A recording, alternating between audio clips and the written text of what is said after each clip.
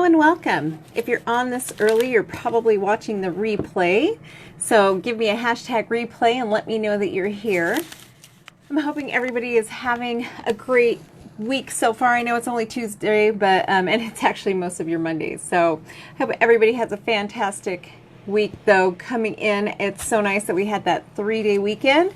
My center is open today, so it might be a little bit noisier here than it was yesterday since I am at the center and we are actually open and there are a bunch of children leaving right now. So my office actually sits right outside the main door, the lobby, so you might hear children in the background, but that's what we're here for, right? Are the children. So let me know that you're here when you hop on. Just let me know that you're jumping on. And I'm just kind of giving it a couple seconds for people to be able to log on and find us here. So I'm just filling time with small talk like we usually do, right? I see Christina. Hi, Christina. Hi, Stephanie. I hope you guys are doing good today and hope it was a nice, refreshing, long weekend. So I'm not going to keep you guys too long, so I'll just get right into it.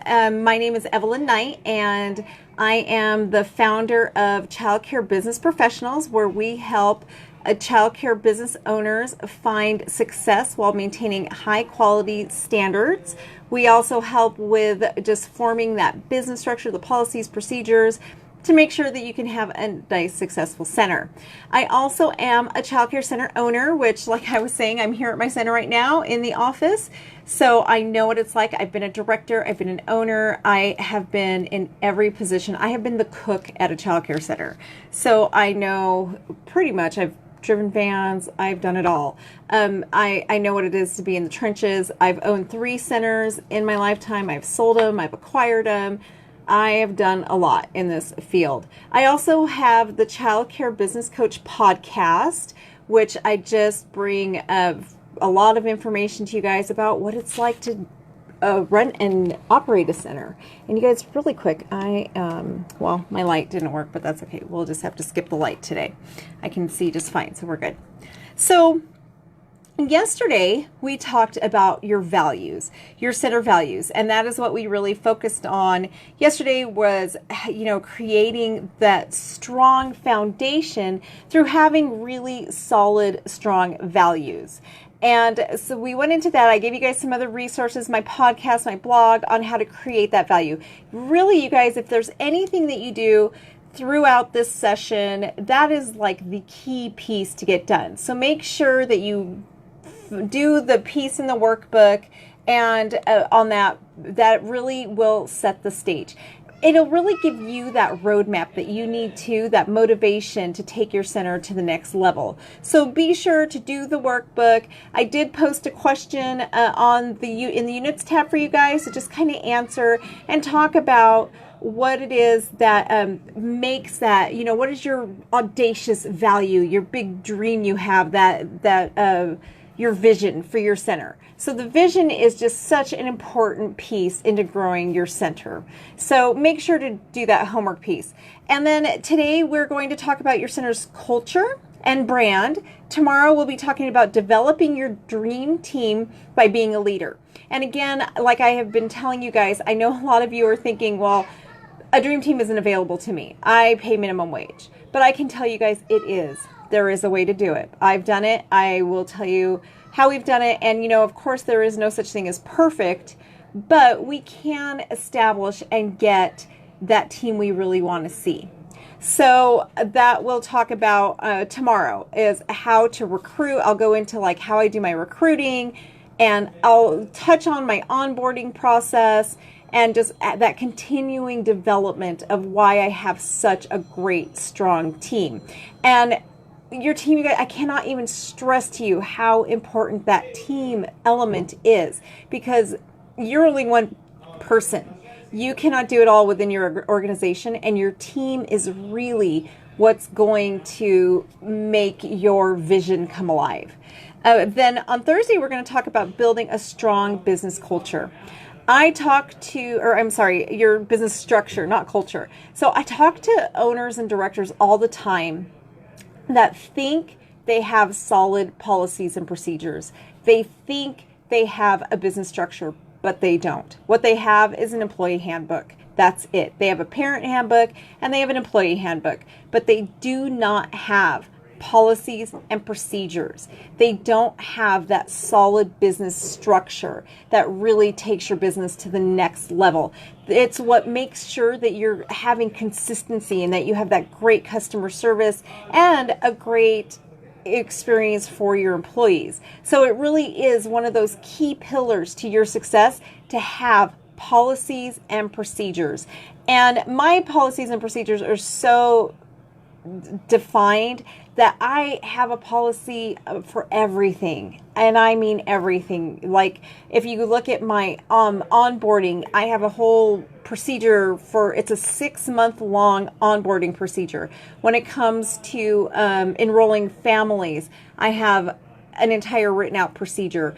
When it comes to classroom things like how my teachers write out curriculum, that is a written out procedure, how they turn it in, their shopping lists, everything is an actually written out procedure. So it's really what becomes necessary to make sure that you have that consistency and that you're making sure that that vision you have and your culture is all coming to life. It just all comes together. And then my last pillar, which we'll talk about on Friday, is implementing and maintaining high quality research-based standards, which is so very important. It really was what took my business to the next level. It's what got me to the point where I now have a 300 child wait list. And then we do have, I will be actually adding on a couple things over the weekend for you guys, just some bonus materials. And then on Monday, I will be joined by Christina Richmond from TLG Financial Foundations, who is one of my financial advisors. And she's going to just give you guys, her and I will have a discussion basically about creating that strong financial piece. I mean, it's very hard for her to give you that in an hour, but she'll give you a good overview on what you need to make sure that you've got that good financial structure, because that really is part of a very important pillar. I don't teach on finances, so I am not going to put that as part of that, but I did talk to her and ask her if she would mind sharing, because that really is another very, very important pillar in order for us to become successful with what we do. So that is just a recap of what our week is going to look like and what we've already done. So again, say hi as you guys pop in. I see a bunch of you popping in, so let me know you're there. And then feel free to ask questions as we go. I do go and review questions after the trainings. One thing I do actually have to ask you guys though, when I go and review trainings, I know that you're asking me questions as you're watching live. But when I see the questions, I don't actually see what part of the video you're asking them in. So please be specific. Like if I'm talking about your vision and, if you ask something like, well, how do I do that? If you guys could just reference what you're like, how do I instill my values in my staff? Just kind of explain it, because when the videos come through or the questions come through to me, it doesn't show me like specifically what part of the video you were watching. So I'm not sure, like if the question is very general, I really don't have an answer. So if you guys could, when you're doing the replay, just kind of, be specific on what part you're watching. That way, when I go back to answer the questions, I can answer your question accurately. And I do go back in the mornings, and like about an hour ago, I do go back and just kind of try and make sure in that units tab to see if there's any questions you guys have. And feel free to message me. I've gotten a couple messages from you guys. I have no problem too if you want to just message me something more private when it comes to a question. I'm totally happy to answer your questions that way too. So we'll dive in now to your center's culture and how it becomes your brand. And so branding, we hear so much in the business world how important branding is, right? And we know of businesses that have such a super strong brand. Like I can say I'm loving it, and you guys know what company I'm talking about. Doritos has a fantastic commercial out where they don't even say their company's name. They're just showing a picture of a bag, and they say like, you just know what we're talking about. And that is an awesome commercial, because they really have created such a strong brand that they don't even need to say their business's name. You just know who they're talking about. And so that is something to think about. Like, how can we create that in our own centers, right? Very, very important part in building that successful childcare center. And I can tell you, your brand is going to start with your center's culture. You have to be very intentional about the culture you want for your childcare center as a business. I can guarantee you that your centers have a culture already. Whether you've intentionally established it or not, every business is going to establish a natural culture.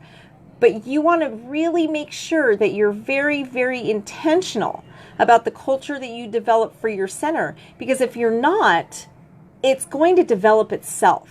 And most of the time, when a center has a culture, or any business really, that develops itself, it is not a good one. If you have gossip issues throughout your center, if you have poor employee retention, poor employee morale, poor employee performance, I can tell you, if you think to yourself that you just need to get rid of them all and start over again, that's a problem with your center's culture.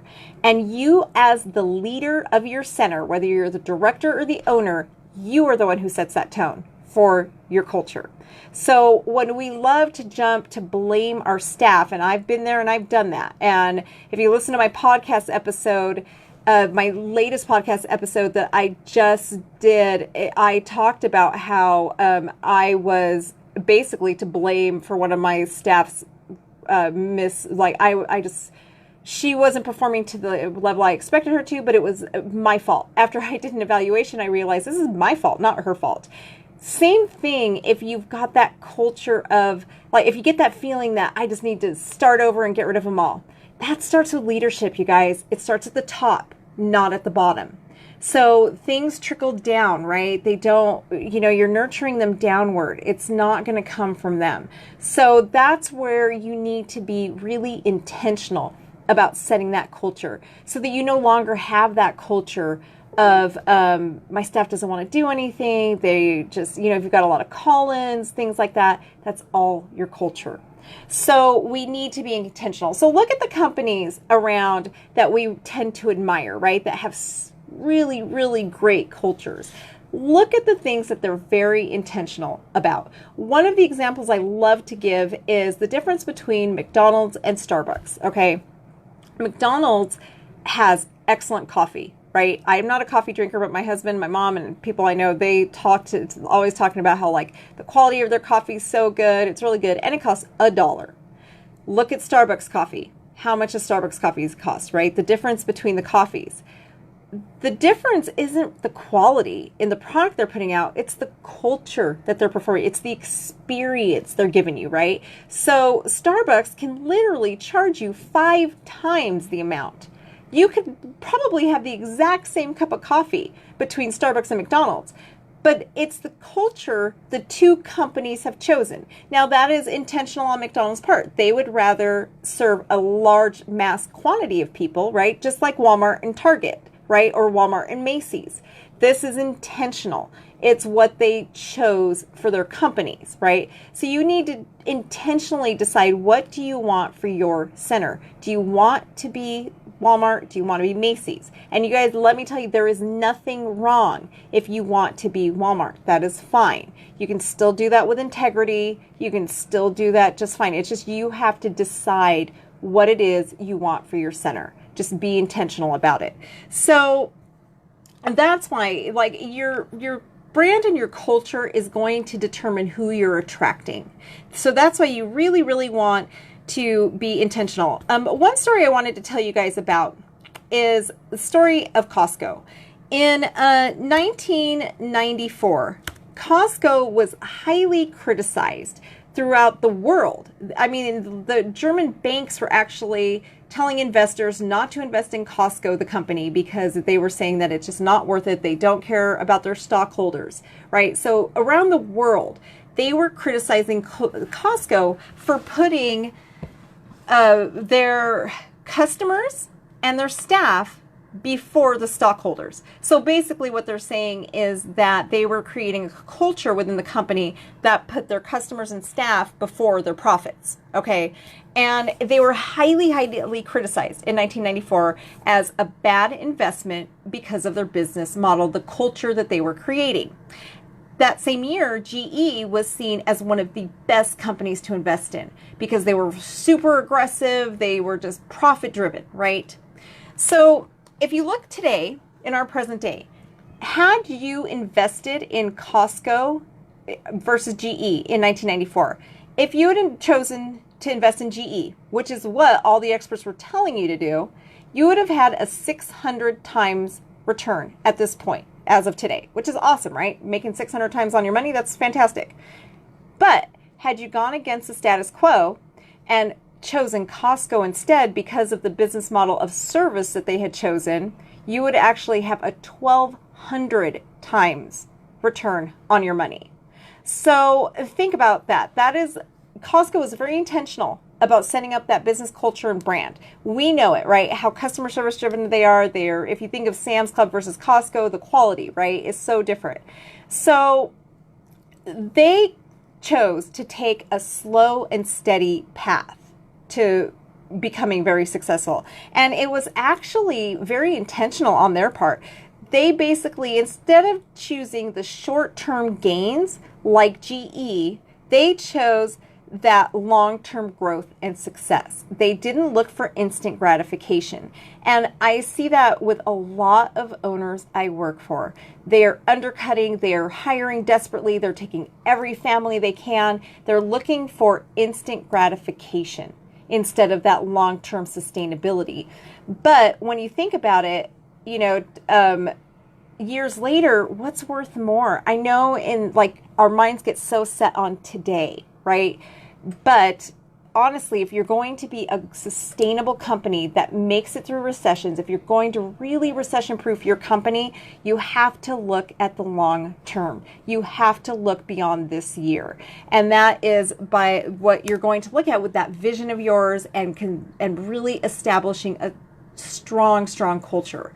Those are two key pieces that the most successful companies in the world have done. Southwest Airlines is known, it is just probably written, actually the person who developed their culture has written several books on it, and she is actually seen as the authority on providing the best cultures in the world. And I want to give you guys a quote from one of the executives at Southwest Airlines, which was really interesting to me. She said, customer service-based business that happen, let me start over again. She said, Southwest Airlines is a customer service-based business that happens to fly airplanes. Isn't that interesting? So the culture that they created was so people-centered, right? That they just wanted to take care of their customers, their staff, that they also said they happen to fly airplanes. So from the people that apply for jobs with Southwest Airlines every year, only 2% actually get hired on. So many people are trying to work for them because they're such a great company to work for. And they do not pay the highest in the airline industry, but they're just known for having such a great culture to work for that so many people want to work for them. So interesting tidbit to me that, it's just that what they've put out into the world. Whereas like Continental Airlines at one point where they paid better, they were also, a lot of their employees, when they were interviewed, were embarrassed to say that they worked for them. So it's kind of, even though you think of Southwest as it's not like, the highest quality airline, it's the cheapest, yet they have some of the highest customer reviews. They are always top 5 in customer satisfaction, and they have one of the best on-time rates, and they also have the best employee retention. Their employee retention is amazing. So it's kind of interesting when you think about that, right? Especially when they are one of the cheaper airlines. So you really want to make sure that your culture becomes your brand. When you think about your culture, think about the feeling that you want people to have when they come into your center. Culture is kind of that feeling. Your brand is kind of that feeling. When somebody sees your logo, what do you want them to feel? How can you intentionally create that. Think about what you would do if there was a couple moms playing with their children, playing at the park together, and one of the moms tells the other mom, I need childcare, but I don't know where to take my child. Let's say the other mom knows about the different centers. What do you want that other mom to say about your childcare center? What are the kind of things that you want to come up in conversation? That is going to be directly affected by the culture that you establish within your center and the brand that puts forward. So the two work together, right? So your culture is going to create that brand. And those are the things. It's that feeling people have when they're talking about your business outside of your business. So that's very intentional for you to set up. And everything, you guys, you put out there, your advertising, everything is going to be a reflection of your culture. My big thing in my culture is quality, right? So I do not allow my staff to photocopy photocopies. So like, for example, when we have our daily sheets that we give out to the parents every day, or if we have an incident report or a boo-boo note that we're giving out to our parents, my staff knows that they cannot take a photocopied boo-boo note and photocopy that because it's sloppy. They have to go to the computer file, and we usually do it for them, but they have to go to the computer file, print out clean sheets every single time. Because when you photocopy, they end up getting those lines, they end up getting a little off kilter, and it just looks sloppy, right? So that is how in control of my culture and brand I am. I just make sure that my staff knows that we take pride in everything we do here. Everything we do is going to be the highest quality standards. And that comes down to the fact that our photocopied sheets that we hand a parent are going to look like their quality.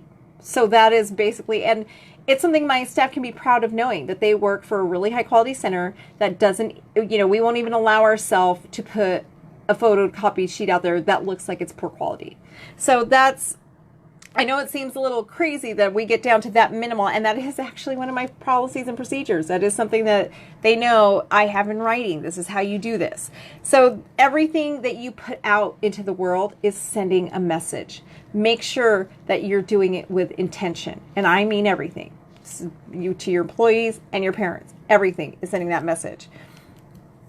Think about, let's see, let me get to my next slide, guys. Sorry.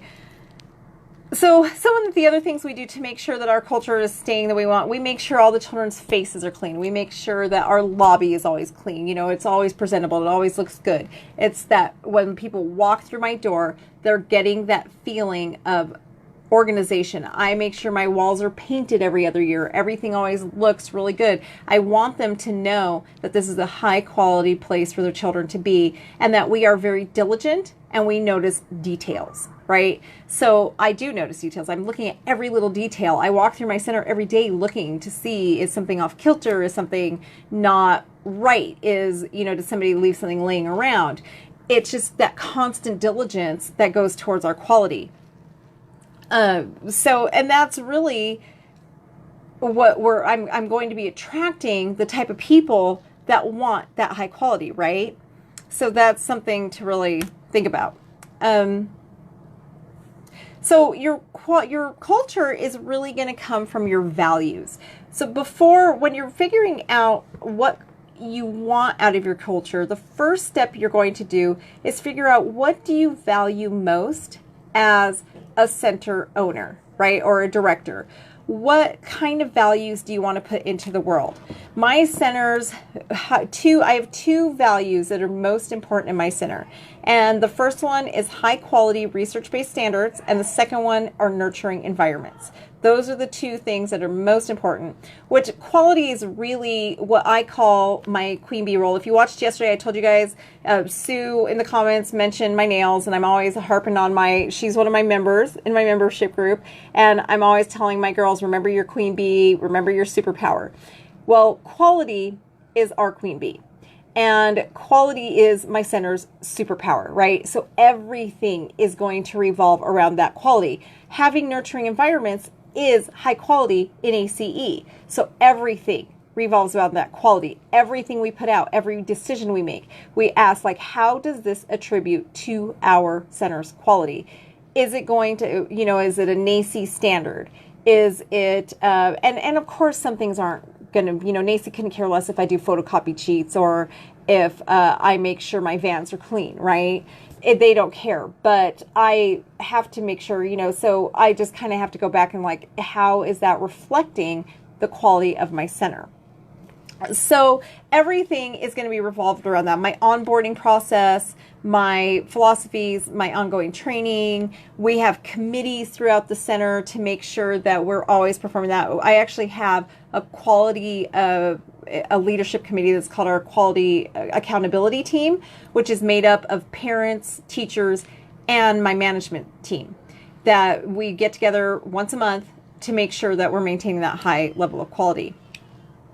So a couple of the other values I have that revolve around my center's culture is honesty and integrity too. That's just something I think, again, that kind of goes back to quality. You can't really be high quality if you don't have honesty and integrity, right? So that is just a big part of what we are. So when you're coming up with your values, I wanted to give you guys a couple examples of some of the companies that have done the best at having really strong values that really reflect in their business's culture, and then it reflects really well in their brand.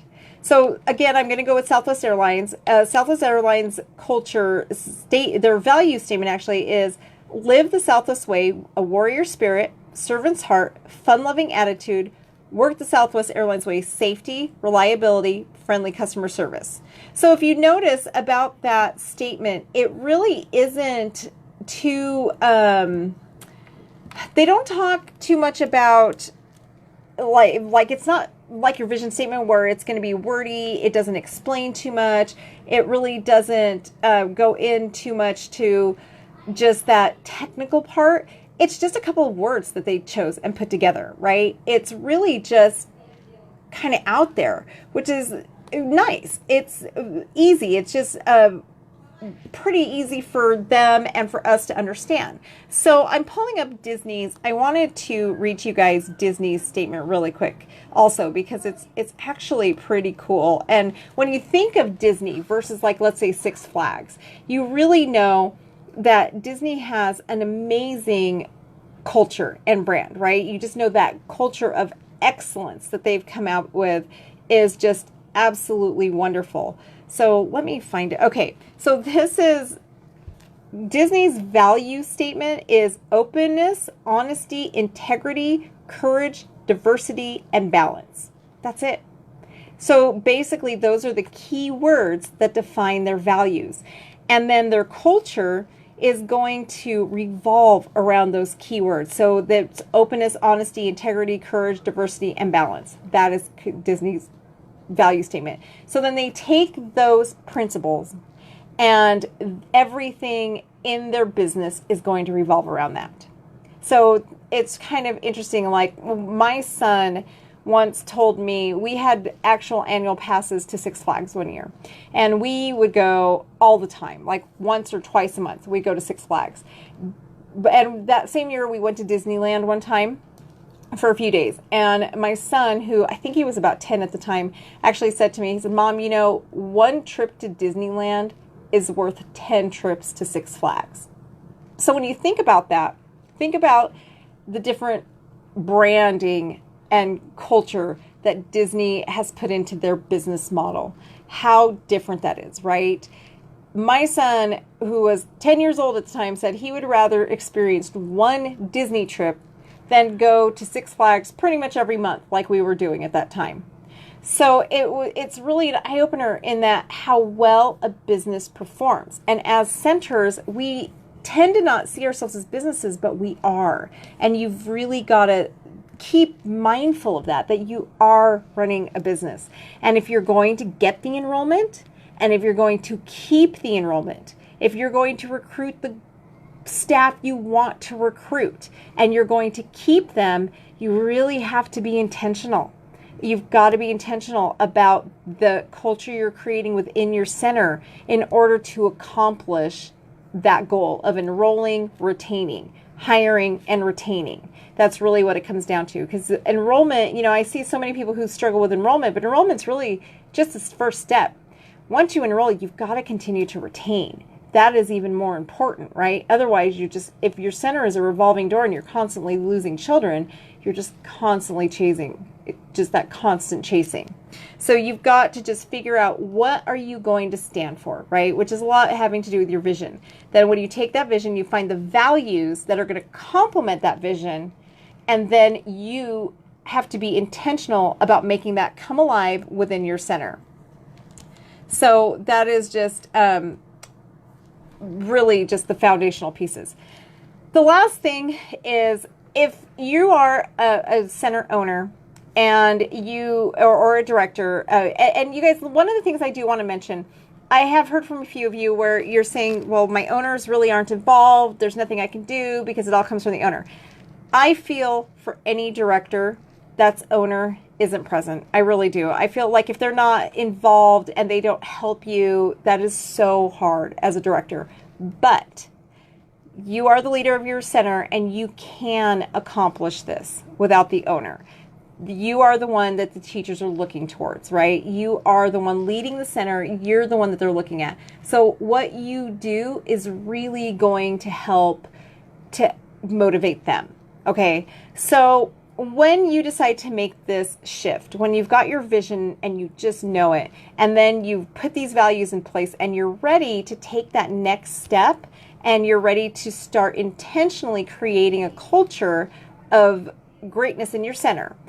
And it really, what ends up happening is if you're in business already, and if you haven't, it's awesome, because then you can start out. If you're just building up your center from the scratch, it's so much easier, because then you can establish this. Hi, Marissa.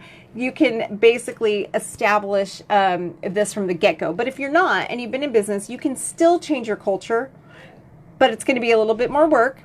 It's going to take a little bit more time. So what you're going to have to do is build trust. What's going to end up happening is mainly it's going to start with your staff. They're going to kind of look at it like, okay, yeah, you haven't really cared before. You haven't done this before. Why now? Right? And they're probably going to think that this is just something that's going to come and go. It's not something that you're really going to commit to. So you're really going to have to work at building trust. And what you're going to have to do is live it. You're going to have to become what you want your center to be, and just go day in and day out and live it. At first, it's going to be difficult because you're going to be doing it alone, right? But if you can make that transition from having a manager's mindset to a leadership mindset, and go from being just a manager to a leader, people will follow you. People want to follow leaders. They want to be led. And people stay loyal to good leaders. So when you start making this transition, you are going to have to prove yourself. But when you do, you'll be amazed what happens.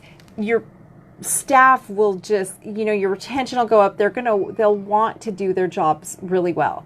They go from, doing a mediocre job to wanting to do their job really, really well, because they believe in you. And it's, again, kind of the same concept with your vision, right? When you have that strong vision that makes people want to lead. Well, this is the next step to that. You're going to take that vision now. You're going to take the values that give those visions, turn it into your center's culture, which is also going to become your center's brand. That is going to help you attract the people you want. People will start talking about it. It's natural, right? What do you guys think about companies like Trader Joe's? They started small. Most companies start small and then they grow, right? They attracted within their local communities through their reputation, because they had those visions, the values, and the culture. That's how they ended up becoming what they are today. And so sometimes it might seem like, well, I'm just in a small town. It can be done, you guys. Or even if you're in a big city, yeah, I think it could be a little bit harder, because you can maybe feel like you're going to get drowned out. But it can and will be done. So it starts with you. You start living it, and people will follow.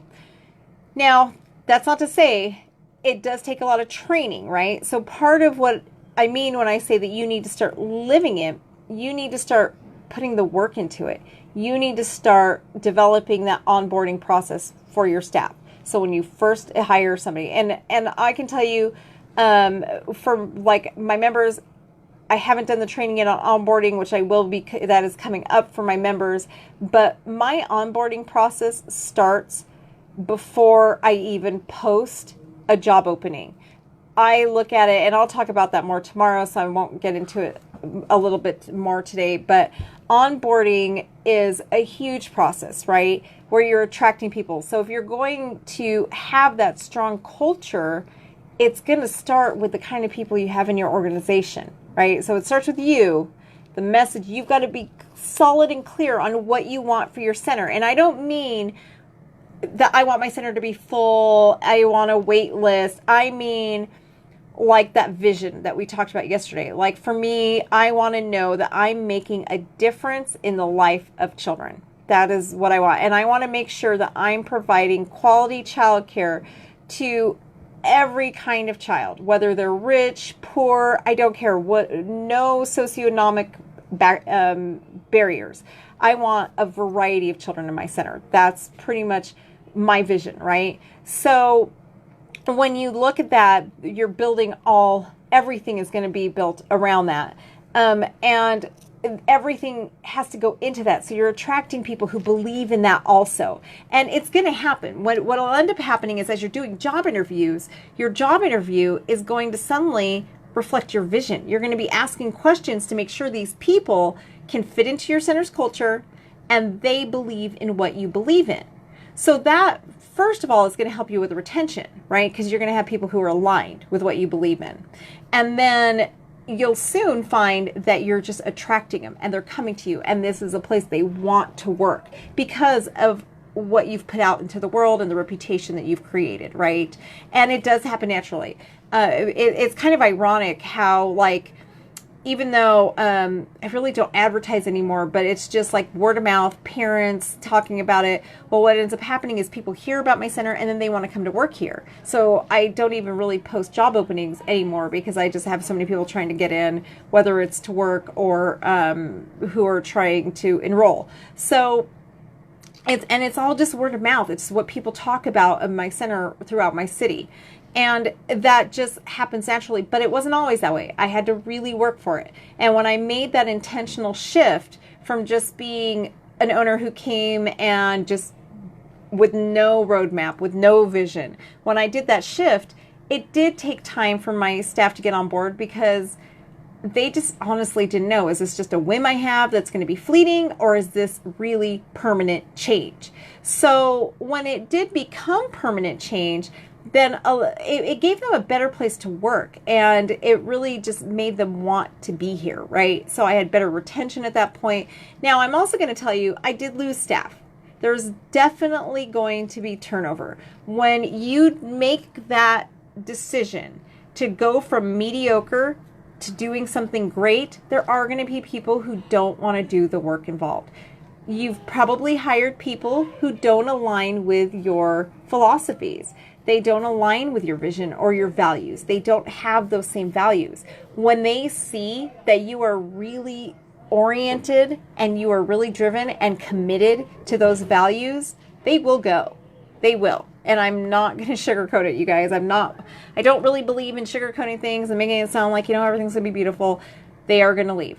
But that gives you the opportunity to replace them with somebody better that can make your center a better place. Tomorrow, I'll talk to you guys a little bit about how I recruit people, because I know the first thing you think of is like, oh, it's so hard to hire as is. What am I going to do when people start leaving, right? I'm sure that's the first thing that went through your mind, and then you just like, oh, maybe I'll just leave the things the way they are. And I can tell you guys, there are other ways, and the better you get, the more value that you start to give your staff and your families, the more everything will just kind of flow and fall into place. And one of the things I really want to stress to you guys, because I see it all the time, is value does not mean how much you pay your staff. It does not mean, that you're giving like gourmet lunches to your customers, right? Value is so much bigger than that. Like I said yesterday, your vision it gives people a mission. There's been so many studies on what motivates people to work. And in the top 3 things that make people love their job and what motivates them to go to work, their pay is not even top 3. It was in the top 5, but it wasn't top 3. The number one thing that motivated people in their jobs and that people look for in work is knowing that they had meaningful work. That is the number one thing. So that vision becomes your meaningful work, right? The next thing, the number 2 thing, is knowing that they are valued.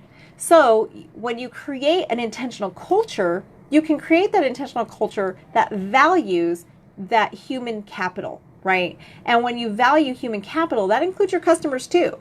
So that means that you've hit those 2 things, the 2 most important things for staff when it comes to a job. And notice it has nothing to do with what you pay them.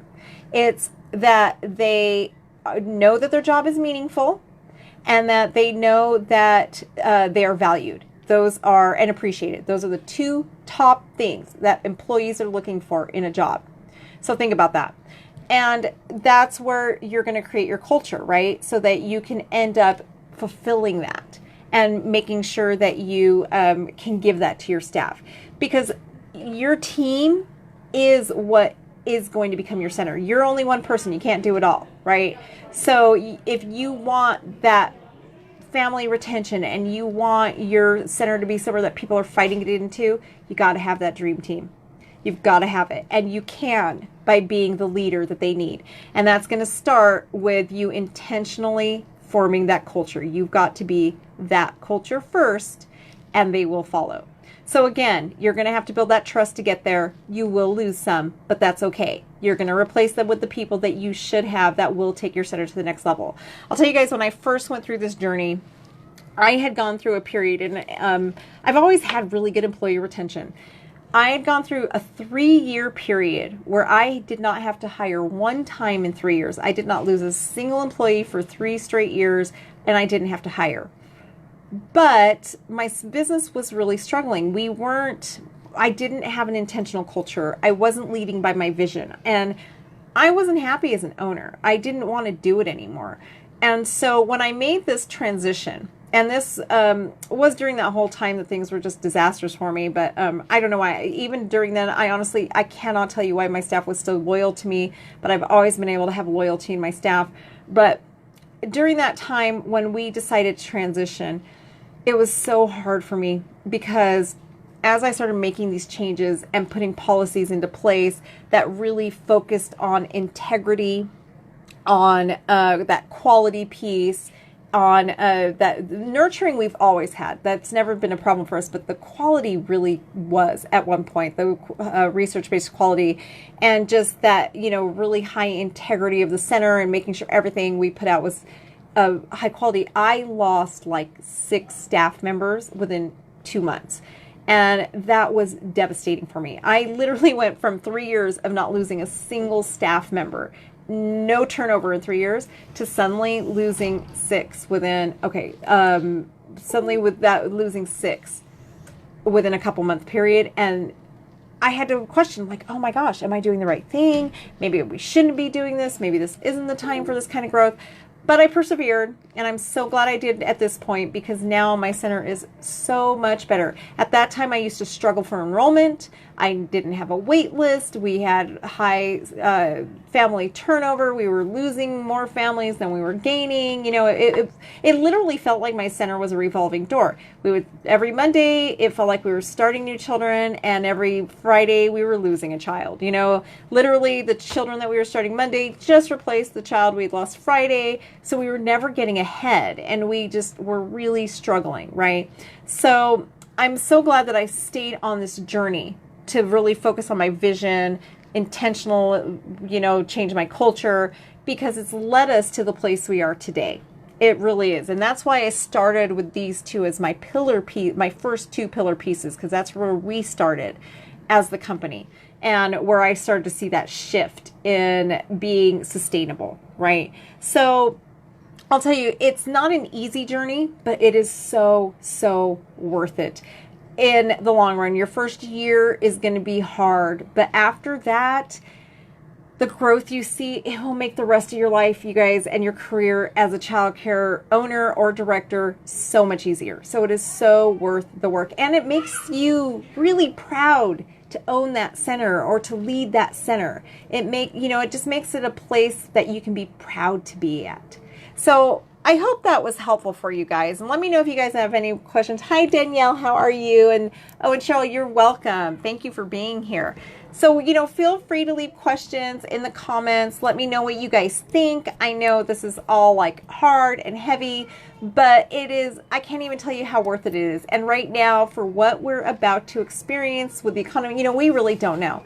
Are we going to go into a really bad recession? I just read an article, my state of Nevada just hit a 28% unemployment rate. And I know that's probably temporary, but it is historically the highest that any state has ever seen in American history. So you got to wonder, is this going to throw us into another recession? I hope not. I hope the economy was strong enough that we'll bounce back. But again, I'm preparing for the worst, hoping for the best. So these are just really those solid pieces that you need in order to be one of the centers that survive this, right? Because we're going to see a lot of centers go out of business throughout this. So this is what we're going to need to be one of those centers that makes it through and survives. So that is what I have for you guys today. If you don't have any questions, let's see. Roxy says it's a shift of mentality, and sometimes yes, absolutely. It is an absolute mind, and you guys, everything, it comes down to your mindset. I was reading, I'm reading this really great book right now, and I was reading last night, and I thought I highlighted and bookmarked the page, but I couldn't find it, and I was going to give it to you guys today. So when I find it, I'll post it. But it was talking about how it all comes down to mindset shift, or your mindset, right? And in the book, they gave an example of two different stonemasons, and they were both building this cathedral that was going to take their entire life to build. And this person went and interviewed one stonemason and said, how do you like your job as working on this cathedral? And the one stonemason actually said to the gentleman interviewing him, he's like, what is there to like? I come in every day, I do the same job, I work with stone, and I'm never going to live to see it happen. So what is there to like? So then the interviewer went to the next stonemason, and he went and said, same question, how do you like your job? And he's all, what's there not to like? I'm building a cathedral. I may never get to see it completed, but I get to say that I contributed to this. It is such an honor to be able to contribute to such a great and grand job. So think about the difference in mindset, right? This guy, the first gentleman, is saying I hate my job. It's awful. I'm never going to see it. It's senseless. The second guy is looking at it how lucky am I? It's all about mindset. That's it, you guys. So when you have that mind shift, right? And you do have to be intentional. I mean, I've talked to you guys before about how my husband teases me about the brainwashing thing, that I brainwash myself, which I kind of do, because I'm constantly reading these books and I'm constantly listening to podcasts that keep me focused on, and I've talked to you guys before how there are times through this crisis where I wake up some mornings and I'm like, I just don't want to do this. I can't do this. So I start my days reading a devotional that's going to be positive and help me through. If I'm still struggling after that, I'll journal a little bit. And then if I'm still struggling, I will find a podcast episode that's business related about how to get through this time. So that's pretty much what I just kind of fill my mind with so much positive information that it gets to the point where that I finally just change my mindset. So it is all about mindset, which is hard, but you can do it, I promise. So that's what I have for you guys today. I actually have a meeting with my members coming up in 7 minutes. So I am going to hop off. So let's see. Adela says, I am reading right now The Success Principle. Totally recommended. Yes, that is. And I can tell you guys what I'm reading right now. I have it right here with me. It starts with a Y by Simon Sinek. Awesome book. Really great. Highly recommended. As you can see, I've got a bunch of bookmarks highlighting it to death. It is a fantastic book. So it's been wonderful. I think I've read I sat down this weekend and read about 50% of it just in one sitting. So definitely worth the read. So I hope that was helpful for you guys. Again, ask questions in the comments. No problem. You know, if you guys have anything, let me know. I hope everybody has a great night, and join us tomorrow for Building Your Dream Team, which is probably going to be the most popular session in this series. Have a great night, everybody.